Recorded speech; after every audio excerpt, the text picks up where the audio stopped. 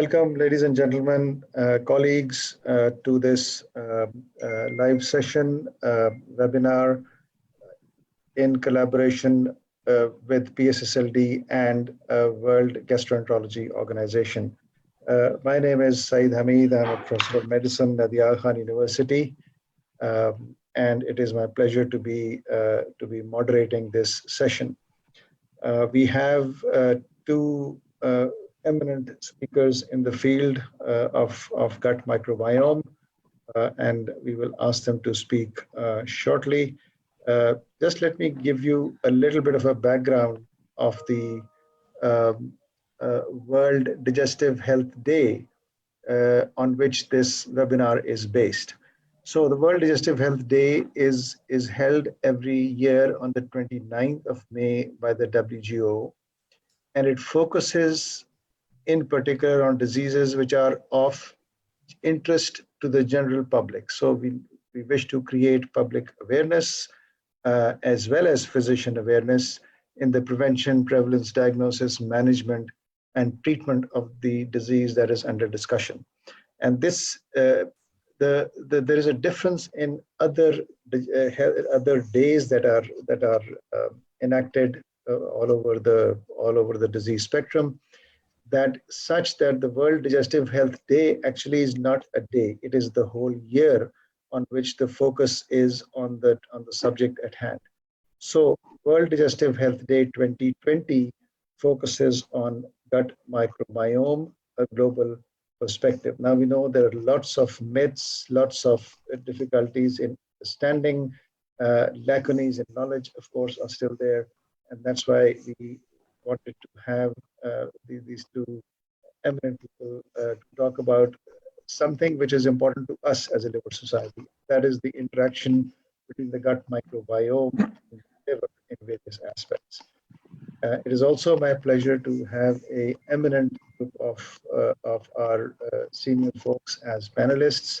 Among them, we have Professor Wasim Jafri, who's of course our founding president and also runs the WGO Training Center at Karachi. We have Professor Masood Siddiq, who was the past president, and we have Dr. Amjad Salamat from Islamabad as well joining us. So welcome, and with these few words, let us get right into the program. First up is our current president, Professor Zaigham Abbas, who is a professor at the Ziauddin University Medical College. And he is going to lead in with an introduction for the subject.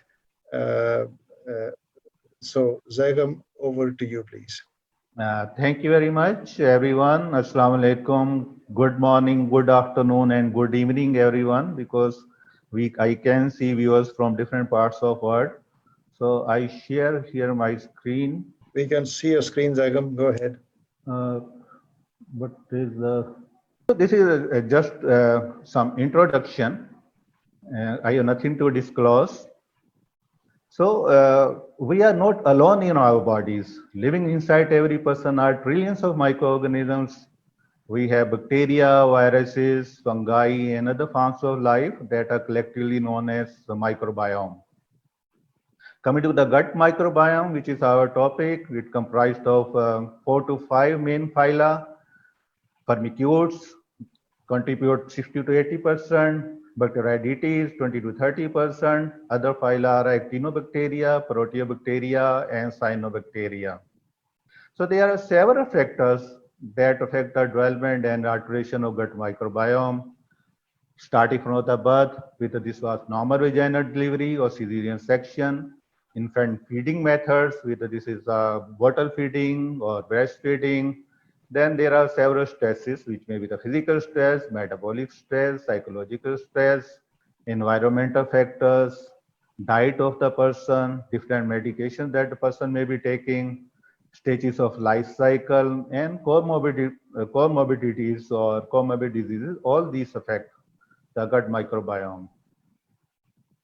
So gut microbiome, the interaction of the gut microbiome with the body is mostly indirect and mediated by metabolic products, which we call postbiotics. And these postbiotics are released during the fermentation process. Examples of these are the short chain fatty acids, biosurfactants, and several nutrients and vitamins, and they have their role in absorption and immunomodulation. Coming to the short chain fatty acids, these are the fermentation byproducts and include acetates, propionates, and butyrates. They are important for the gut health and provide energy for the epithelial cells, enhance epithelial barrier integrity, and provide immunomodulation and protection against pathogens. Symbiotic bacterial strains can stimulate recovery of the immune process when there is invasion by the pathogens or pathobionts. So we should remember that the human body carries only 20,000 eukaryotic genes, while the gut microbiome express about 3.3 million prokaryotic genes. So there are several diseases that are influenced by the process in the gut microbiome. These include cancers, autoimmune disorders, autism spectrum disorders. So gut microbiome act in different ways and they influence our body. There is vast diversity, and these diversities and differences exist between the gut microbiomes of the apparently healthy persons, and these differences arise through complex combination of environmental, genetic, and lifestyle factors. Relatively, certain differences can have a disproportionate role in determining whether an individual is relatively healthy or at increased risk of disorders. So one person's healthy microbiome may not be healthy in the person.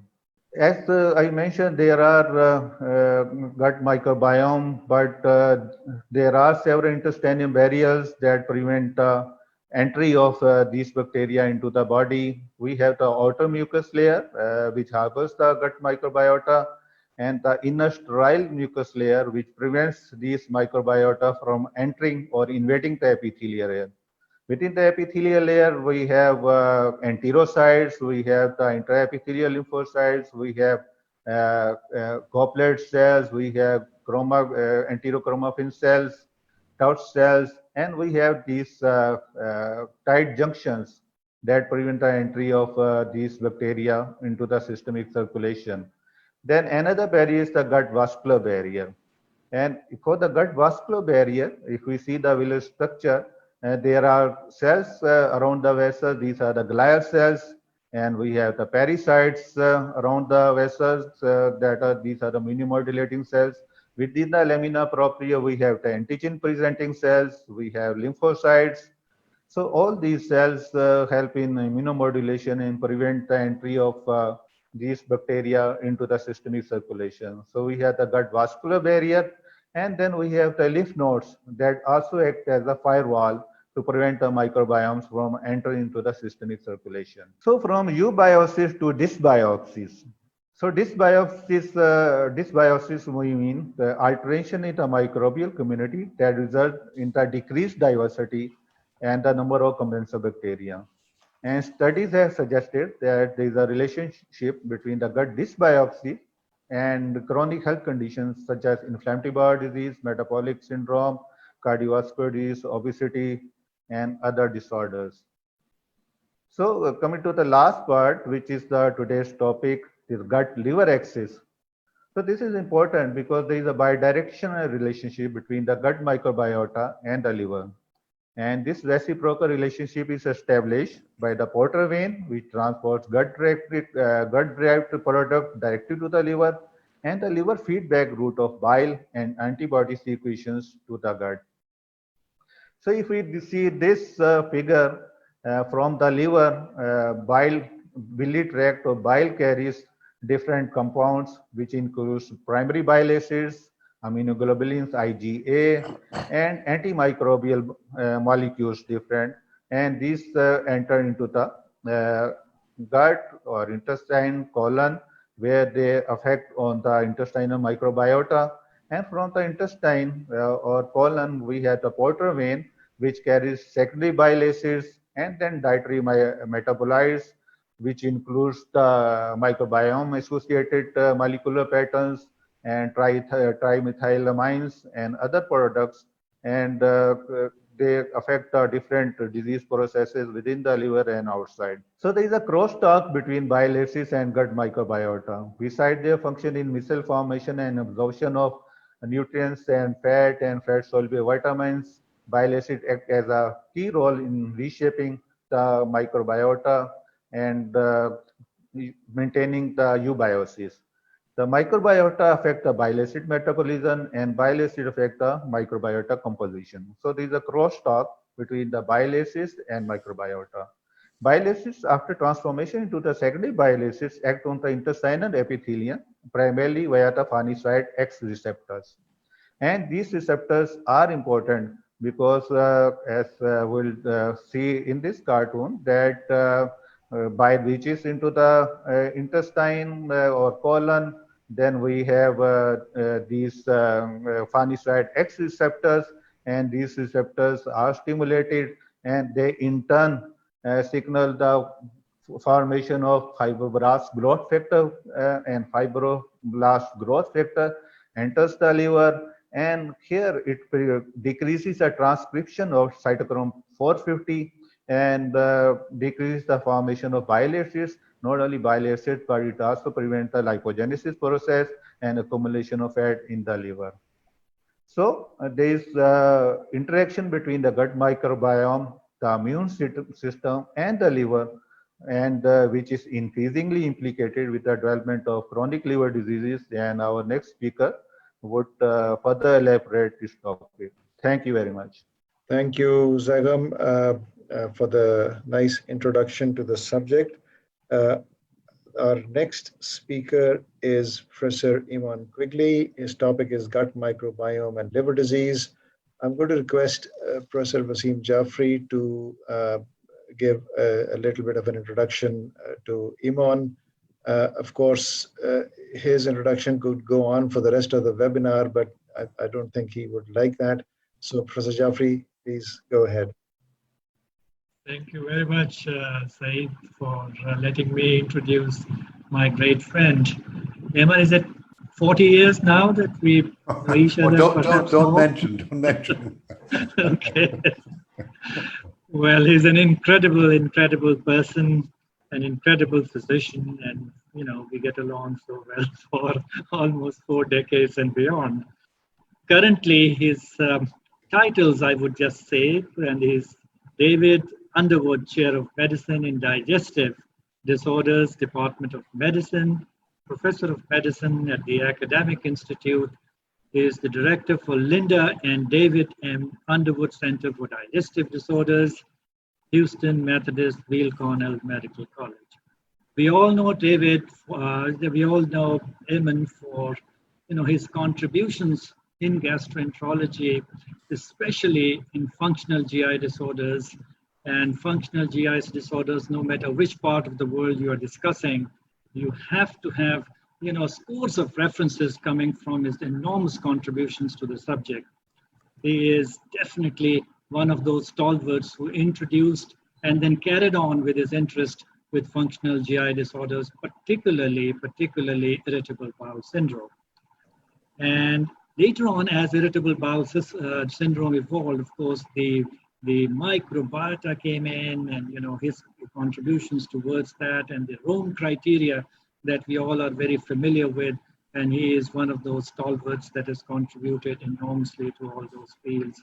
He's also worked in neurogastroenterology, and currently I believe his major interest is with the gut microbiome, and certainly we've had lots of his talks in Pakistan, and we've heard it elsewhere as well in the past. And as Saeed that I need to be brief, so I'm trying to be brief. So otherwise we can just, take the next few more minutes about it. I let Eamon discuss the topic for today, the liver and the gut microbiome, pathophysiology and clinical implications. We are very keen to hear from you, Eamon. Thank you so much for being with us. Wasim, I'm embarrassed by your introduction. Before I start, first I want to pay homage to my many friends from Pakistan, whom I'm looking at here on the screen, because I can think of few national societies who have been so supportive of WGO, and in particular supportive of World Digestive Health Day for many years. and also supportive of other WGO programs such as Train the Trainers and of course training centers. So it didn't take me more than a nanosecond to agree to be part of this event, even though I'm among people who know far more about liver disease than I do. But I just had to be here on this day to acknowledge the many contributions of the Pakistan Gastroenterology Society and of course the Liver Society, whom we're joining today to World Gastroenterology. You deserve enormous credit and acknowledgement for all of that. Can you see my screen? Yes. Great, okay. So the introduction was extremely helpful because it actually helped me to, it'll help to me to get through part of my talk quicker than I should have. So the liver obviously is strategically placed. It is at the junction between the portal and systemic circulations, and through the portal circulation receives blood from most of the gastrointestinal tract, including, of course, anything that has traversed the intestinal epithelium. Now that's all very well, but in liver disease, I'll sign up to. In liver disease and cirrhosis, things change dramatically. And here, of course, we now have a situation where blood from the portal vein is no longer going through the liver where it is filtered and various pathogens and antigens are removed, but now gains access directly to the systemic circulation.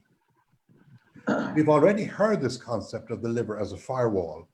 It forms a vascular firewall that captures gut commensal bacteria entering the bloodstream, and the Kupffer cells clear commensals from the systemic vasculature independently of the spleen through the liver's own arterial supply. And of course, in liver disease and in cirrhosis in particular, damage to the liver firewall impairs clearance of commensals despite heightened innate immunity, resulting in spontaneous priming of non-mucosal immune responses through increased exposure to gut commensals. Well, that's a long sentence, but it actually encapsulates many of the concepts that have become really almost uniform in many of the liver diseases in relation to the role of the microbiome. This idea of the priming of non-mucosal immune responses through increased exposure to gut commensals. This is my very simplistic model of something that we will return to over and over again in this talk, and I'm sure Jazz will refer to it as well. So in very simplistic terms, we have the microbiome gut-liver axis.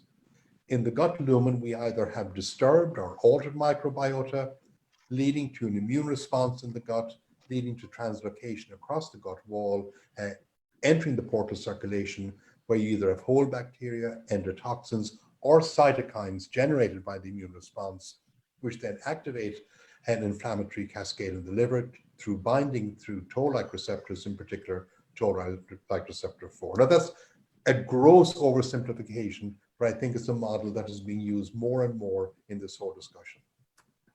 This is in a little bit more detail and actually recapitulates some of the points made by Professor Abbas, because it also, over here on the left side, we see that we now involve not only lipopolysaccharide and endotoxins and bacteria, but also now, of course, we bring in the very important role of bile acids and the enterohepatic circulation of bile acids and the regulation of bile acids through their uptake in the distal ileum and interacting with their synthesis in the liver.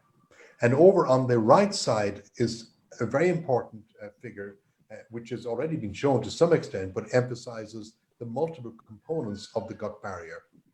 Not just the epithelium, which is what everybody focuses on, but also the mucus layer, and down below this very important concept of the gut vascular barrier. In other words, that barrier between vascular endothelial cells and the glial cells and the gut wall itself, which is a new concept, but actually is akin to the blood-brain barrier, which of course we're very familiar with, and you're very familiar with in the context of hepatic encephalopathy. Now, this is one other concept I want to introduce, because this is something that actually has become of a lot of interest, and it's of interest because of its potential diagnostic value. There already are papers suggesting that the salivary microbiome can be used in the diagnosis of colon polyps and even colon cancer. And the suggestion here is that if you have salivary microbiome dysbiosis, and in addition you have changes in gastric pH, which of course happens in liver disease, you have lower bile acids, which occurs in liver disease. The net result, of course, is that these two bacteriostatic phenomena, namely gastric acid and bile acids, lead to gut microbiome dysbiosis, bacterial overgrowth, bacterial translocation, etc., etc., and then lead to the complications of liver disease, such as spontaneous bacterial peritonitis, etc. Now, that's a very quick overview of the theory, but really is just a recapitulation of what Professor Abbas has already introduced us to. What are the clinical observations? Now, the first thing I have to do, which I hate doing as a gastroenterologist, is to admit that the hepatologists were onto the gut-liver axis way before the gastroenterologists were. It always pains me to admit that hepatologists were ahead of us in anything, but I have to. So many years ago, in a series of seminal studies largely from the UK, but also from the US, hepatic coma was related to the absorption of nitrogenous substances from the intestine. From London, the group at the Royal Free and at the Hammersmith described abundant coliforms in the small intestine of cirrhosis. And then, of course, what really clinched the relationship between bacteria and encephalopathy were the studies which showed that antibiotics improve portosystemic encephalopathy. Now, it'll also may surprise you to hear that an gut microbiota was first noted in chronic liver disease over 80 years ago. And since then, there have been many studies which have shown that small intestinal bacterial overgrowth is common in liver disease, that its presence in general correlates with the severity of liver disease, that it's associated with minimal and overt encephalopathy, that it increases the risk of spontaneous bacterial peritonitis through translocation, and it is particularly linked to alcoholic liver disease and NAFLD. Now, this is one of the early, but still, I think, a seminal study looking at the microbiome in cirrhosis. And what the next two slides will do, will look at the dominant species, phyla, and geni in normal individuals and patients with cirrhosis. So there are 98 patients, 83 healthy controls. And on this first slide, you can see the phyla, geni, and species that were enriched in controls. And basically, just to summarize it, what they showed is that in controls, the microbiome was enriched in anti-inflammatory and butyrate-producing species. And of course, butyrate being very important in terms of the integrity of the colon. In contrast, in those with cirrhosis, they were enriched in patients, those enriched in patients with cirrhosis included species regarded as of oral origin. And this gets back to my earlier slide about this oral microbiome gut liver axis, suggesting that these may have survived transit through the stomach, transit in the small intestine, because of altered bile acid concentrations and reduced gastric acid concentrations, thereby contributing to small intestinal bacterial overgrowth and supporting the general hypothesis. Now, recently, a very distinguished professor from Virginia, I think you may have heard of him, called Bajaj, has suggested that the intestinal microbiota may actually predict outcome in liver disease. And this is actually very similar to other studies in other diseases. So they show that beta diversity was different in those with poor outcomes, and that certain phyla of proteobacteria and firmicutes were predictive of negative outcomes, and others were actually protective of a negative outcome. And this has also been shown in this other study, where the smaller study, which looked at healthy individuals, those with compensated cirrhosis, with decompensated cirrhosis, and compare them with those who developed acute hepatic encephalopathy and had poor outcomes. And again showed that some particular bacterial taxa, such as Veillonella, and we'll actually come back to that, Clostridium cluster 911, Prevotella, Enterococcus, Schlegel, and Megasphaera, and Lactobacillus were predictive of encephalopathy, whereas others seem to be protective. So there's a general trend emerging here of an association between certain taxa and good outcome, certain taxa and poor outcome. Now, over the last several years, there have been multiple studies looking at the relationship between the microbiome and liver disease, looking at anything from acute rejection after transplantation to acetaminophen or paracetamol-induced hepatotoxicity, acute liver injury, hepatocellular carcinoma, and primary sclerosing cholangitis. Now, I will return to primary sclerosing cholangitis, but I won't return to the others. I just want to mention these here, because no matter where you look in liver disease, there's some data on the microbiome. Now, one of the areas that has attracted the most interest is NAFLD and NASH. And this is a very nice schema from Bernd Schnabel and David Brenner, which was published a few years ago on gastroenterology, and I think remains still important. So in patients with NAFLD and NASH who are on a high-fat diet, you get a number of changes in metabolites produced in the gut wall, including trimethylamine, actually alcohol produced by bacteria, and changes in short-chain fatty acids. And this leads to the production of microbial products, either leading to or in association with disruption of the gut barrier at tight junctions, and therefore entry into the portal circulation. Simultaneous with this, you get various other changes occurring as well related to pro-inflammatory cytokines, which further potentiate these effects and lead to the arrival of free fatty acids and other microbial products in the liver, and generate the various stages of non-alcoholic fatty liver disease, both the steatosis and later on the fibrosis. Now, these are two recent studies which are very important with regard to NAFLD and NASH. The first to show that patients with steatosis have low microbial gene richness and increased genetic potential for the processing of dietary lipids and endotoxin biosynthesis, hepatic inflammation, and dysregulation of aromatic and branched chain amino acid metabolism. So what they're saying here basically is that this is looking at metagenomics, of course, is that you have a number of factors here which really tick all the boxes in terms of the pathogenesis of steatosis. In patients with cirrhosis and NAFLD, the gut microbiome profile and systemic inflammation are significantly correlated and can concur in the process of hepatocarcinogenesis, in other words, the progression to HCC.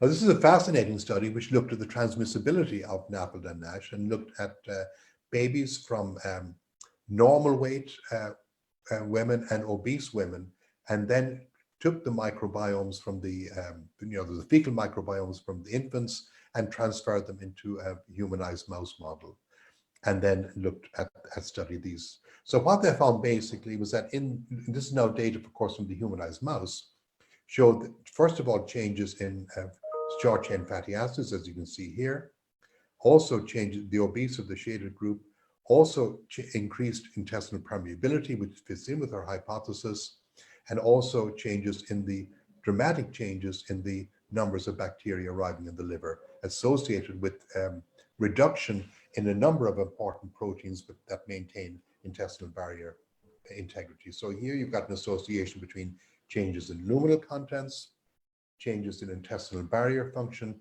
leading to translocation and the arrival of more bacteria in the liver.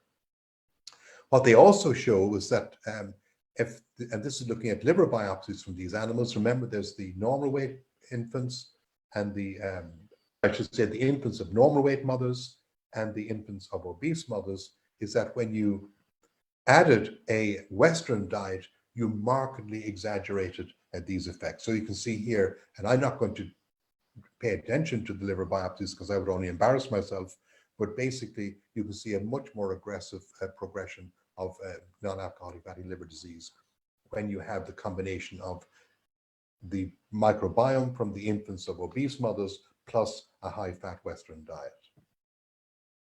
Alcoholic liver disease, some similar changes. You get marked changes in the microbiome, leading to reduction of lactobacilli, greater production of acetaldehyde, disruption of tight junctions, leading to the arrival of bacteria and bacterial products, the production of alcohol and acetaldehyde, producing inflammation, leading to further disruption of the gut barrier function. Then on top of that, you also get impairment of mucus. We mentioned mucus is a very important part of the gut barrier. Then you get the other changes leading to further inhibition of lactobacilli, and then TNF-alpha in particular through medium long chain kinase, leading to the disruption of gut barrier function. So you get a cascade of events in alcoholic liver disease which seem to be initiated by the microbiome, which lead to disruption of various components of the gut barrier, resulting in translocation, and of course then eventually the arrival of microbial products in the liver and liver inflammation. Similar changes have been shown in patients with short bowel syndrome, where of course you get fibrosis, bile duct proliferation, inflammation, and you get altered bile acid composition. And very importantly, and this gets back to something Professor Abbas mentioned earlier, you get disturbed FXR-mediated signaling pathways leading to the progression of liver disease.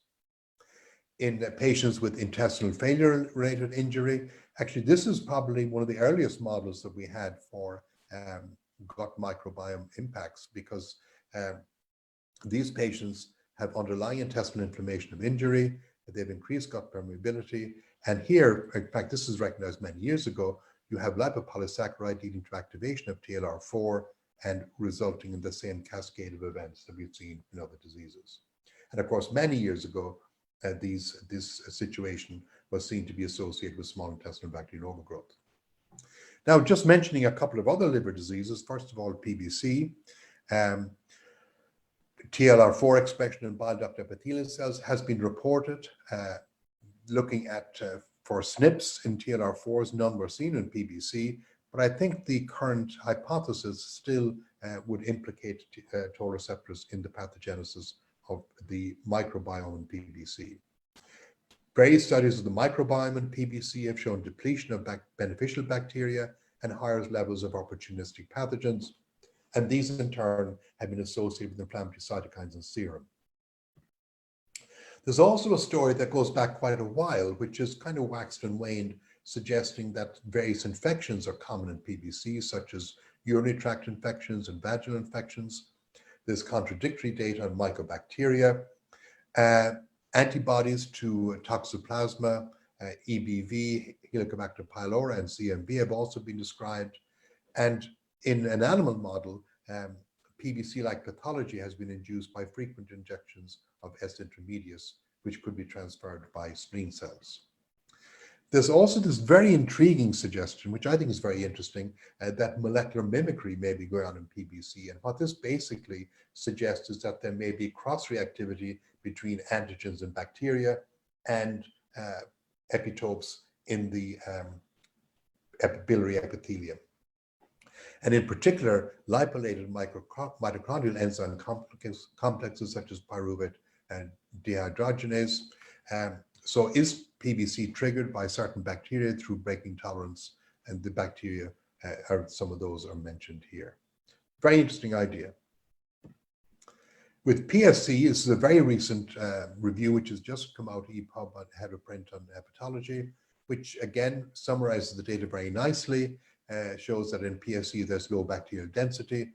Of course, in PSC, things are complicated by the fact that many of these patients have ulcerative colitis or inflammatory bowel disease, and so you've got to factor in what changes related to IBD rather than PSC per se. But there do seem to be changes independent of the presence or absence of inflammatory bowel disease. Enrichment of Vianella we hear about again, Barnes-Ehrlichia, and reduction in clostridiales, increased intestinal permeability and translocation to portovenous system. And then these pathogen-activated receptors, molecules activate immune responses in cholangiocytes, and there may also be a role here for molecular mimicry. But here we see the same story, changes in the microbiome, immune response, leading in this case to inflammatory response in cholangiocytes. But I think before we say that microbiome is causing all liver disease, I think we have to acknowledge a number of things. First of all, we have to return to what Professor Abbas said about the many factors that influence the microbiome, diet, etc. So we may be seeing epiphenomena and not actual causative factors. And I think for many of these studies in the microbiome, all we can say is there are associations. We can't say there's causation. We must also acknowledge that it's not one-way traffic. For example, inflammation itself can modulate the microbiome, and changes in bile acid metabolism, which are so prevalent in chronic liver disease, will shape the microbiome. So we must acknowledge that some of the changes we can see could be secondary to inflammation, not causing it, or could be secondary to changes in bile acid metabolism. The inflammasome is one very important factor in all of this. I'm not going to go into this in detail, but basically this is a complex, an inflammatory complex, and it has been shown that changes in composition of the gut microbiota lead to increased total receptor 4 and total receptor 9 agonists in the portal circulation. and that alter signaling by the two major innate sensing pathways, toll-like receptors and not-like receptors, can jointly drive metabolic liver disease progression. So I'm going to finish with two figures from a very recent, very nice review on the microbiome and liver disease. And this basically shows the multiple pathways whereby the intestinal microbiota can impact on liver disease, through changes in bile acids, through choline, through the production of ethanol, through endotoxemia, through changes in short-chain fatty acids associated with changes in permeability, activated immune system, increased cytokines, inflammation, and liver disease. And of course, in all the major liver diseases we've discussed, NAFLD, alcoholic liver disease, PBC, PSC, HCC, and cirrhosis, you have varying degrees of dysbiosis, changes in permeability, increased inflammatory signaling, resulting in inflammation and eventually chronic liver disease. So in summary, first of all, it's important to emphasize that the metabolic contributions of microbiota are considerable and include the metabolism of fatty acids. Changes in microbiota, altered intestinal permeability, and gut and liver immune responses conspire to induce and promote liver injury. That's definite from animal models for certain. But don't forget the gut-liver axis is bidirectional, and that bile acids are important regulators of several homeostatic functions, including regulating the composition of the microbiome. And with that, again, I will thank you for the honor and the opportunity to participate in this webinar. Thank you very much. Thank you very much, Eamon. A very nice overview of the gut-liver axis. I would suggest to you that the mechanistic explanations for diseases affecting the liver due to the gut microbiome dysbiosis are perhaps a little bit more solid than other situations in the gut microbiome area. Would you, as a non-hepatologist, would you agree to that, or would you? I would begrudgingly. Begrudgingly, you would agree to that. Okay. I would. I think also just the sheer amount of consistent data from animal models and from these humanized mouse models is overwhelming. Human situation, of course, is much more complex, and I think I would leave it to the next speaker, who has done a lot of human studies, to talk about this in more detail. But I think you're absolutely correct. The whole thing adds up more coherently in relation to liver disease, and particularly in NAFLD and alcoholic liver disease, than in other areas. Thank you very much. Very gracious of you to say that. Now, I forgot to mention that Eamon is also the co-chair for the World Digestive Health Day 2020. And so he's going to be active in this area on various fora for the next 6 months or so until the end of the year. It is a pleasure to be a part of the steering committee of the World Hepatitis Day, World Digestive Health Day for me, and also Jazz, who's our next speaker, who is very much a part of the organizing committee.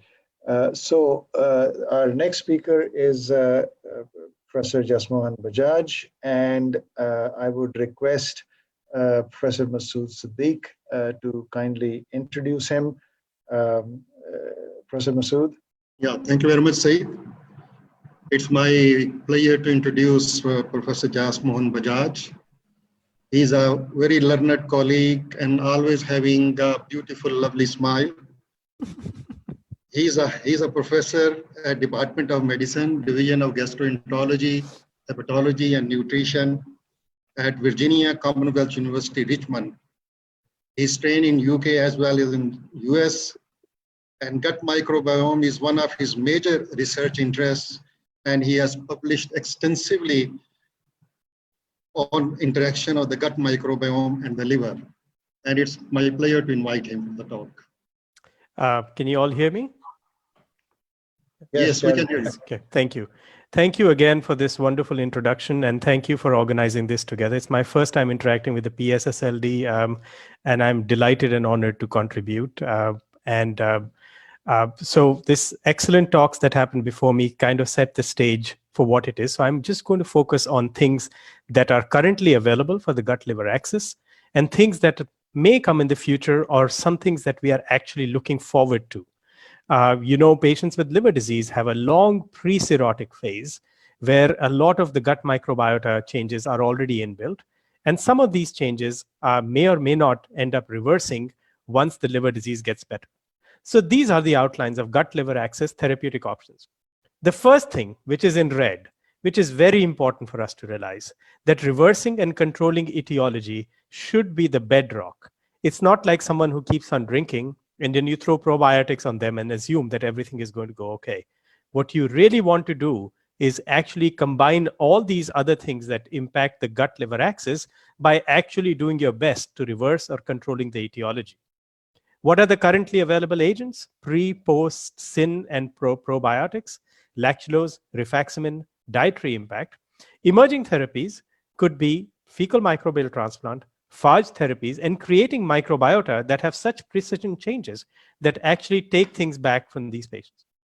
So pre, pro, syn, and postbiotics. Dr. Abbas already went through this in great detail. But again, prebiotic substrates that are selectively utilized, conferring a health benefit. They are not alive. Probiotics are live microorganisms that are beneficial to the patients when given in adequate amount. Symbiotics is both of them together. And postbiotic is a relatively new concept, basically soluble factors such that are secreted by the microbiota that in itself could actually make things better for the host. So these are very important to realize. And there's also an important thing in prebiotics and postbiotics that many of these studies are lacking in the things that we really need for adequate clinical evaluation, at least in liver disease. So per the FDA in the United States, for therapies that are not in cirrhosis, so say you look at things such as non-alcoholic fatty liver disease, what you really want in an early phase 2 study, as you know, a phase 1 study is a safety study. Phase 2 study is something that actually gives you a hint of which dose is better, and late phase 2 is ready to go to the actual treatment arm. What you really require is histology with proof of concept. In a late phase 2, you need a 12 to 18-month study with a histological change in biomarkers. Of course, this is for NAFLD. This is not for things like cirrhosis, in which the timeline is a much shorter timeline. What you really want is defined strains with minimal variations in colony forming unit per dose and batches. This is very critical because there is a temptation for us to put all probiotics as quote unquote probiotics, whereas you would never dream of doing that with multiple antibiotics.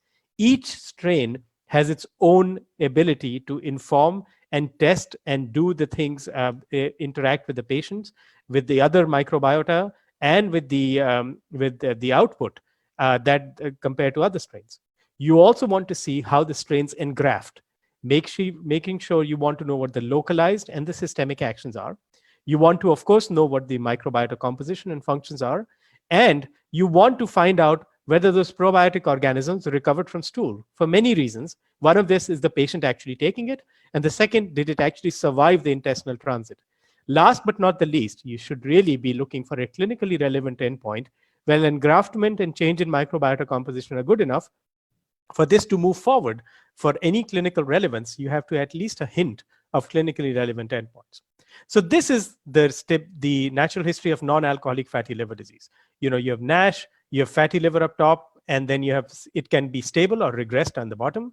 As you turn on the right, the cirrhosis progresses and then goes to liver failure, hepatoma, or death or liver transplant. This is the duration of probiotic studies currently in non-alcoholic fatty liver disease. You see they're tiny and they're not very long enough. What you really need is a very long-term study with multiple doses for this to actually benefit something such as non-alcoholic fatty liver disease, which has so many other components that go into making people sick or advanced or not advanced. So this is kind of a reality check for probiotics. And what about cirrhosis? In cirrhosis, hepatic encephalopathy, as nicely pointed out by Dr. Quigley, is one of the critical ways in which you can actually gauge the effect of the gut-brain axis relatively quickly. Probiotics has been studied in this in many ways, and this is one of the many meta-analysis. And you can see it's actually in the bottom here, the odds ratio is towards probiotics. And I'm going to tell you the reasons why this may or may not be relevant. On the right side is a nice study done from Dr. Dhiman's group in India, in which a probiotic, which was previously called VSL3, and the placebo group were then, you can see the rehospitalization is much, much lower in the people who get probiotics compared to the placebo. What is very relevant with probiotics is sometimes they are not exactly marketed the way they should be. So you really cannot assume that every probiotic dose has the same amount of colony forming units. So that makes it relatively difficult for us to actually extend these studies into clinical chains of custody, because you really want to know that if those probiotics have the adequate amount, if there is no batch-to-batch variability. So the translation of probiotics, at least in the United States, as a therapy is lagging behind because they are treated as dietary supplements. What about postbiotics?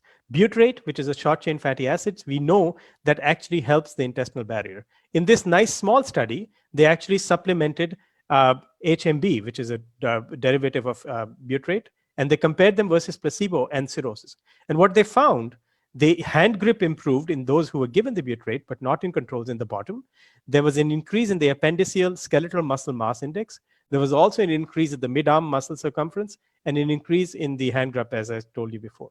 So this is very provocative, even though the study was very small. You can see the number of patients is very low, but this is a nice proof of concept saying you may not even need to bother with the organisms as long as you end up getting the organisms products that you think may be benefiting the host. What about lactose and rifaximin? We've been using them for a very long time for patients with and without hepatic encephalopathy. And indeed, most of the world's lactose is used for constipation. And a lot of rifaximin is used for traveler's diarrhea and other kinds of situations than hepatic encephalopathy. But before we go further, let's talk about hepatic encephalopathy. Just the two words, hepatic and encephalopathy, reduce this very complicated scenario into just impairment of two organs. But that's really not the case. Once the liver is damaged, it actually doesn't produce bile acids, as was clearly mentioned by the previous two speakers. There's also slower intestinal motility. There is also changes in the intestinal barrier. And there is an increased conversion from glutamine to ammonia. In addition, there are many things such as endotoxin, inflammatory cytokines, and indoles that find their way into the portal circulation. And the portal circulation, you know, is shunted. So a lot of this doesn't even reach the liver. The one that reaches the liver actually encounters a liver that is inflamed. There is little urea cycle, and all these bacterial products actually create a positive feedback with the liver. So there is more and more inflammation. So this is a positive feedback that happens between the gut-liver axis in this. In addition, two organs that we don't normally think about, the skeletal muscle and kidneys, actually become net ammonia producers, or there is a lack of ammonia resorption. This ends up hitting the brain, and three cells in the brain, astrocytes, microglia, and neurons, ultimately actually bear the brunt of this. In studies done by our group, we actually studied patients who studied it in the germ-free condition. And what we found in the germ-free conditions, when you created cirrhosis, obviously there is no microbiota, there was absolutely no liver inflammation, but there was hyperammonemia. So what it tells you, increase in ammonia is not good enough. You need to have microbes that are also there, that are also working against the body in hepatic encephalopathy. But again, it tells you it takes an entire village to cause hepatic encephalopathy, and not just the liver and the brain. So it is something that goes way beyond the gut-brain axis, and it is actually involved many, many organs. So what happens with lactulose? In this nice study done, they actually randomized patients with one dose of lactulose, one episode of hepatic encephalopathy into placebo or lactulose. Obviously, this was an open label study because it's very difficult to blind lactulose. And you can see people who were given lactulose had a much lower probability of hepatic encephalopathy. Since lactulose has been used for a very long time, it has always been our curiosity as to why does it work? Is it a laxative? Is it something that acidifies the stool? Is it something that just creates the lactobacillus, increases the lactobacillus? So the questions are very important. It is very unlikely that just reduction of the pH has all the role to play, because the pK of ammonia is 9. So for ammonium to ammonia to make any meaningful benefit, the patient will be long dead if your pH is around 9 in these patients. So what about the microbiota, the prebiotic kind of situation? In these prior studies, In healthy controls, there were no changes in bifidobacteria. In cirrhotic patients with minimal hepatic encephalopathy, changes in bacteria were somewhat different, but not. What about overt hepatic encephalopathy? Very little change. Before and after the HE episode, it actually followed the HE. So patients who've had the first HE episode clearly are much worse off in their disease process than those who didn't. So the trend was not towards a benefit, it was actually much worse. So overall, what it tells you that maybe in culture-specific studies, bifidobacterium and lactobacillus went out, but when you take the whole microbiota, it really does not make that much of a difference, and it could be mostly a laxative. And some studies indeed have shown that PEG, which is the polyethylene glycol, works just as well, if not better, than lactulose in acute episodes of hepatic encephalopathy. What about rifaximin? In this landmark study done in the United States, Canada, and Russia, they randomized people who had had multiple episodes of hepatic encephalopathy on lactulose into receiving lactulose plus rifaximin or lactulose plus placebo. And you can see there was an absolute reduction in the rifaximin group in the green to 22.1% versus 45.9% in placebo. And what was very important, that this was also associated with the reduction in rifaximin in hepatic encephalopathy and hospitalizations. This has since been replicated in many studies throughout the world, clearly showing that rifaximin is very well tolerated. Now the question is, it is a non-absorbable antibiotic. Does it really work by killing the organisms? Does it make the organisms better? Does it improve intestinal permeability? Does it improve host responses? Does it actually do something else? It's a PXR agonist, which is one of the, the nuclear receptors on the gut membrane. So we did the study before and after rifaximin in patients with hepatic encephalopathy. The patients got better. The brain function got better. Their brain MRI got better. Their endotoxin went down. We assumed that there would be a huge change in the microbiota. Clearly not. But what it ended up doing, the good bacteria remained good, but the bad bacteria became less bad. This is an oversimplification of what rifaximin actually does. Rifaximin ends up not killing the bugs. It actually makes them behave better. And it actually has huge impacts on the lipid metabolism with serious impact in the free fatty acids.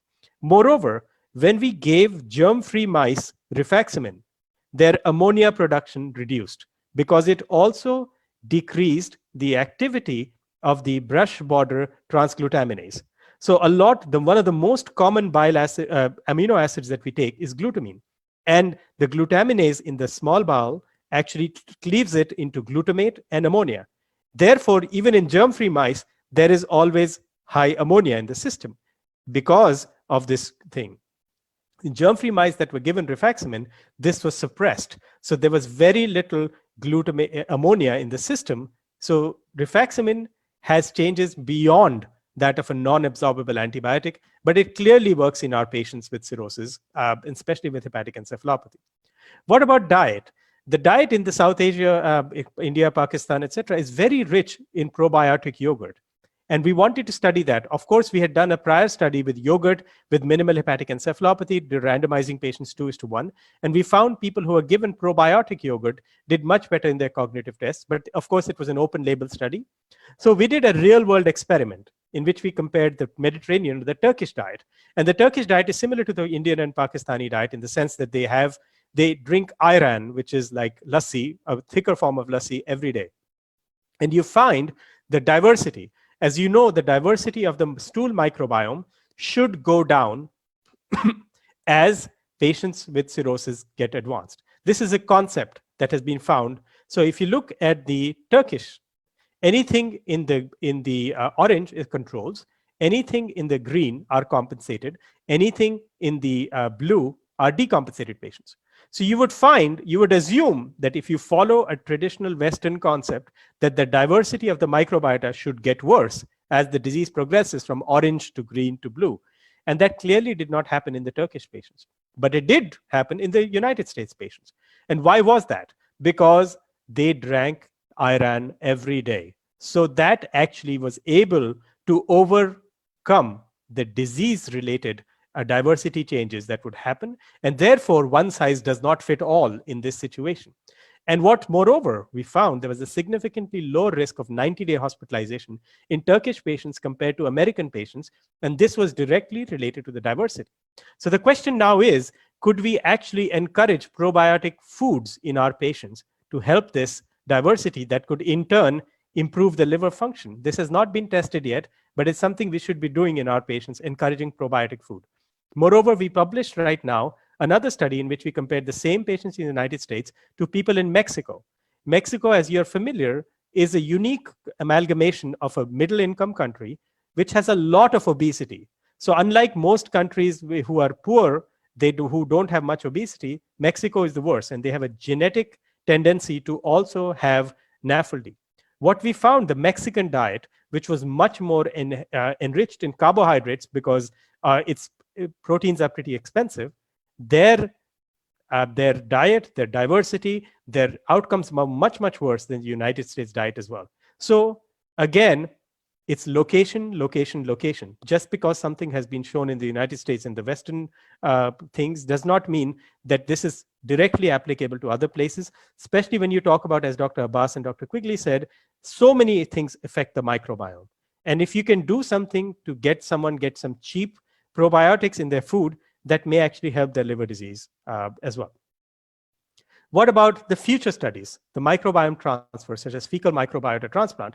As we know, this involves a donor. It could be autologous transplant, which means the patient gets their own stool later, or it could be from a donor, or it could be from multiple donors. In the United States, we did this via OpenBiome, which is a stool bank, and the US FDA regulates it as a drug. Some countries regulate it as a tissue, but the United States, they regulate it as a drug. And we are only allowed to give one person's stool at one time to one patient, so that in case something awful happens, you can track who that person is, rather than a mixture of multiple stool products. So in this, patients with hepatic encephalopathy, in patients who get liver disease and hepatic encephalopathy, even on rifaximin, there are some people who keep on coming.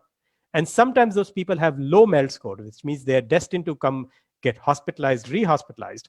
So those are the clinical needs in which we were able to willing to take the risk of a fecal transplant.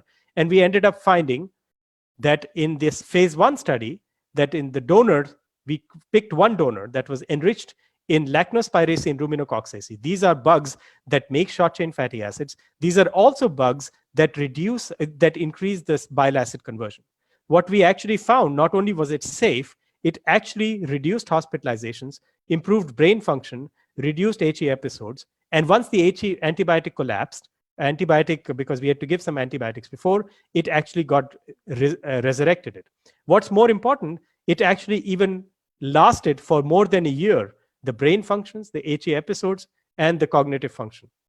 So this was relatively provocative, but it was a small study, and it was an enema. Then we did the same thing with the oral capsules. The capsule with a similar model of patients, it actually got better as well, and it was safely tolerated. What we are now doing is a phase 2 trial in which we're doing enema plus capsules in patients with hepatic encephalopathy to see if it actually helps them. But clearly, this is something that is here to stay. But with the COVID right now being in the feces, it becomes a little challenging to find out what it is. And once we actually figure out how to actually exclude COVID from the feces reliably, this can continue in other changes.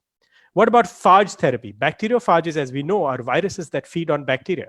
In patients with cirrhosis, this can come into certain ways. You can actually direct it towards certain bacteria that are associated with liver disease, or you can actually do it in people who actually have multi-drug resistant organisms. So what are the phages? You are lytic phages, and you are lysogenic. You have lysogenic phages. You have phage sensitive, antibiotic resistant. After the phage, it becomes phage resistant and antibiotic sensitive. In the other group, which is phage sensitive with high virulence, this actually can make it so that the bacteria become more susceptible to antibiotics. So they can kill the bacteria in two ways. They can actually directly kill the bacteria by lysing it, or they can actually make them more susceptible to antibiotics. A very provocative study in Nature in in animals showed that Enterococcus faecalis associated phages reduced alcohol-related liver disease in mice. This is very provocative, but we know in humans, it becomes very difficult to translate these things because these are not pathogen-associated one disease processes. These are multiple diseases, multiple processes that happen at once. What about greater precisions? Right now, we talked about things such as fecal microbiota transplant, which is entire feces of a donor. you don't know what you're fixing and you don't know what you're getting fixed. Even though we chose one donor, it becomes a little difficult to do this. So there are other ways of doing this. In this nice review, you can chemically inhibit enzymes in the microbiota. You can deplete some native strains completely by giving them the phages like they did in that study, introduce some new strains that are really not very, that can actually take things that are, that suck up these important issues like phenylalanine in this study with the phenylketonuria, and then in vivo genetic modification of the microbiota. And what we found in this study, and they actually did this study in probiotic bacteria. They took an E. coli nissel, and they actually found out this is something that actually sucks up the ammonia and converts it into arginine. It worked beautifully in mice. It worked beautifully in healthy people, which basically it increased the ammonia excretion, but it did not work in patients with cirrhosis. So this is a challenge here of actually focusing too much on one or two bugs, because these are multiple bugs that actually are then dependent on the liver disease and the diet. So in conclusion, microbiota can be manipulated in several ways to benefit liver disease. Studies focused on macro changes that are related to diet and antibiotics can be a benefit. Prebiotics in pre-cirrhosis stages have been studied in inadequate durations, but in cirrhosis, there is increasing evidence. Newer probiotic strains need to be tested in both these situations. Specific modulations using phage therapy and engineered bacteria have shown conflicting results, but more work is in progress. Noting that microbial therapy, and this is the most important thing, is one of the several targets that are relevant in liver disease pathophysiology. Basically, you have to treat the liver disease also. It's very important. And these are my acknowledgements, and thank you so much. Thank you, Jas, for this wonderful presentation, very comprehensive. We are now into the Q&A session, except that we don't have too much time, but let's just have a few. Can I take the privilege of being the moderator and start the first question? That is, Jas, as you know, that there has been some issues about fecal material transfer in terms of patient safety. So a couple of people died, and there were some issues with infections and so on. What is the latest status for that? The FDA, I think, put in a warning somewhere. So can you just apprise us of what the latest situation is? Jas, we need to unmute Jas, please, or Dr. Bajaj needs to be unmuted. Eamon, while we are doing that, I can tell you, because I actually do FMT for C. difficile here. So this has been a very challenging issue. It was inevitable this would happen. We, like Jas, use Open Biome, which is a non-profit organization in Massachusetts, which has always had the most strict criteria for screening of donors, and are able to trace donors very effectively. But even they have had some isolated instances of transmission infection. So, and of course, as you mentioned, at the moment, because the COVID issue, and though whether COVID, the particles in stool are actually viable or not is an issue, but for the moment, I think that's really putting things on hold. So we have continued to do some FMTs for C. difficile for people who are very ill, but with the understanding that we could have a risk of transmission of infection. Okay, Jas, sorry we lost you there. Yes. Do you want to add something, or? So the FDA has issued a guideline that any stool that was collected after December 1, 2019 should not be used unless you do make the patient swear up, down, right, left, to do a consent for this. Because the problem now is that if the testing was accurate, 100% accurate, then we could actually test donors, but it's not accurate right now, especially the antibody tests. So you want to make sure that you're doing this only in the sickest of the sick patients, as Dr. Quigley mentioned, in which the alternative is really death. Yes. So, that's really the case. And there's been conflicting data, as Dr. Quigley mentioned, that it's whether these RNA particles are actually infectious or not. There's been some studies here and there, but by and large, they're detectable, but they don't seem to be very infectious. Correct. And in fact, we're very lucky here at my hospital that for local reasons, we've always done FMT under IRB approval. So we've always had a very restricted approach, only doing people who are very sick, which has kept us not doing a lot, but actually doing them where it's probably still appropriate. Right. Thank you very much. So if people are willing to wait for just a few more minutes, I think we can just get a couple of or 2 or 3 questions in. So a question to Dr. Quigley: what are the effects of common food additives on our gut microbiota?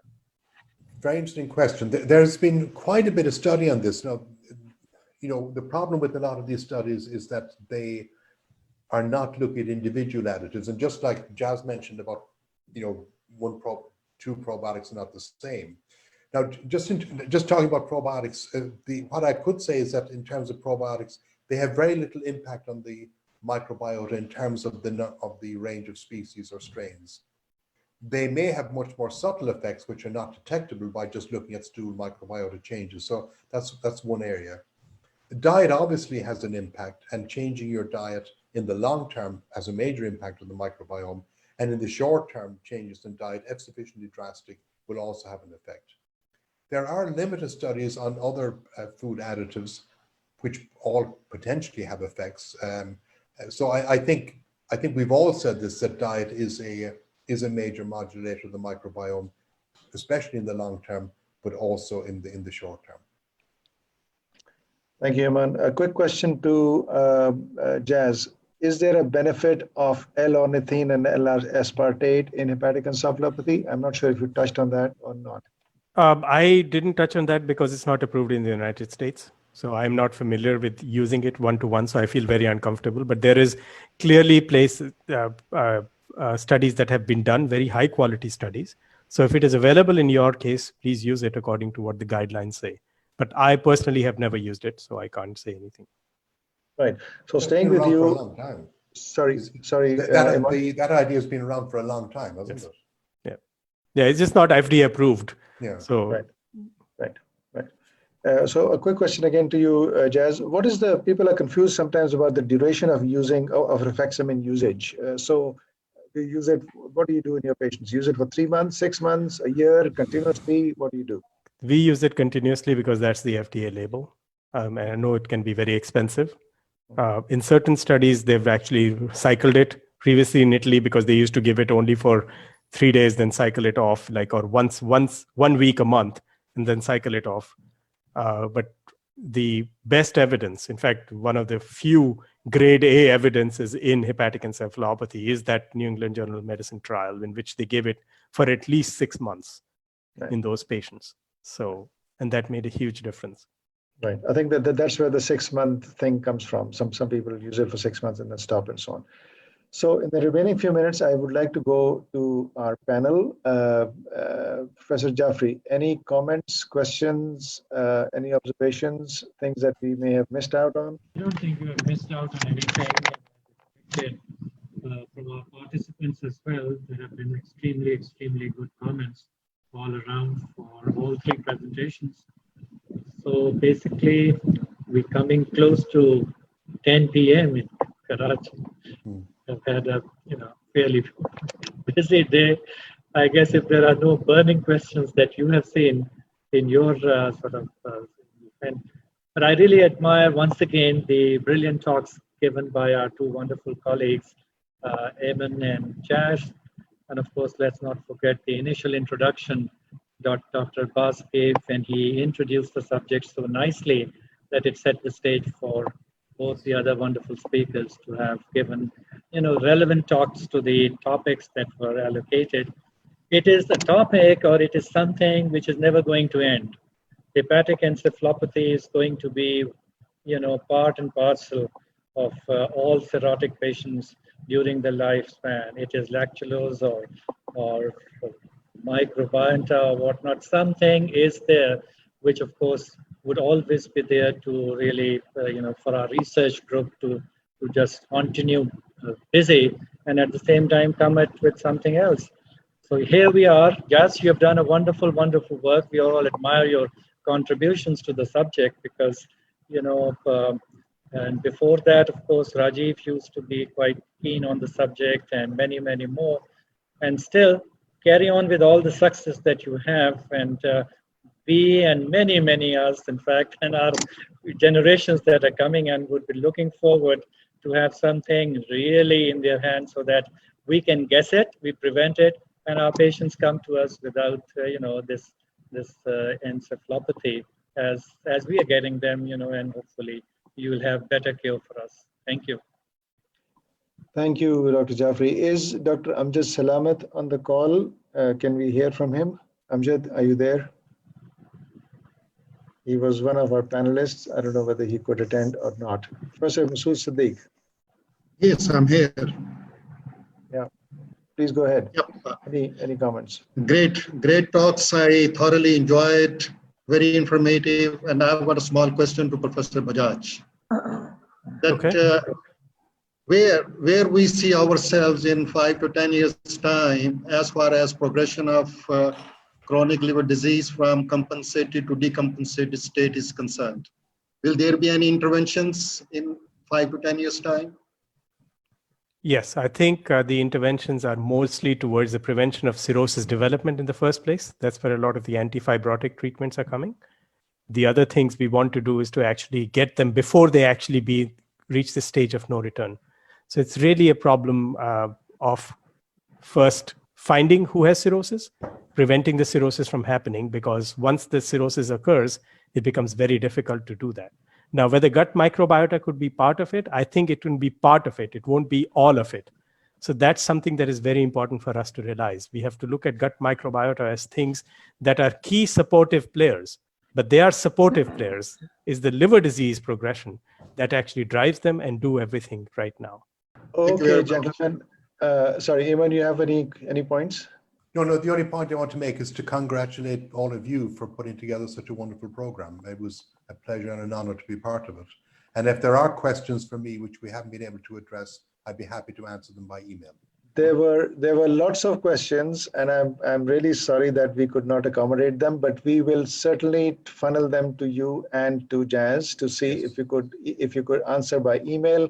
Absolutely. And we will transmit these answers. It finally remains for me to acknowledge not just the speakers and the panelists, but also a couple of other people. There were many participants. Just want to highlight one or two people. Professor Zaighan Abbas, the immediate past president of WGO, was on the call. I'm sorry we could not get him to speak because of lack of time. Our good friend Professor Dugmechi from Turkey, who's one of the past presidents of APASL, was on the meeting as well.